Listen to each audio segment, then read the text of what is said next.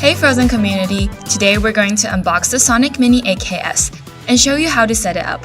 After removing the packaging, you can see the printer and a toolbox. First, let's check the toolbox. The toolbox includes these tools. With these tools, you can start your 3D printing experience in no time. And now you're ready to start creating. First, remove the resin vat. Peel off the protective film before use. Then, connect the power cable and turn on the Sonic Mini AKS. Now let's test the LCD. Click on LCD Test and check to see if the LCD screen displays the same image as seen on the touch panel. Do the same checking with the vat cleaning function.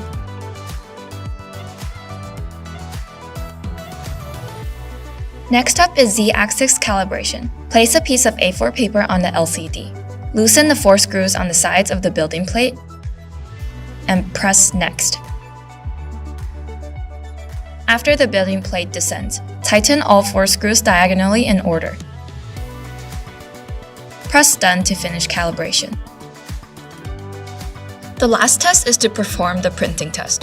Make sure the small feet under the resin vat are perfectly aligned with the platform grooves.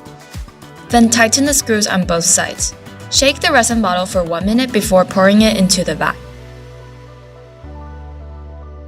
The Sonic Mini AKS only supports PRZ files, so make sure you're exporting the right file for your next print. Plug the USB, choose the file, and press Go to begin printing. Remove the plastic case after printing and remove the building plate. Tilt and place the building plate onto a surface and use the metal scraper to remove the print. Then use isopropyl alcohol or frozen wash to clean and rinse your model. Lastly, cure the model with the curing station. You're now ready to start 3D printing with the Sonic Mini AKS. We hope this video helped you.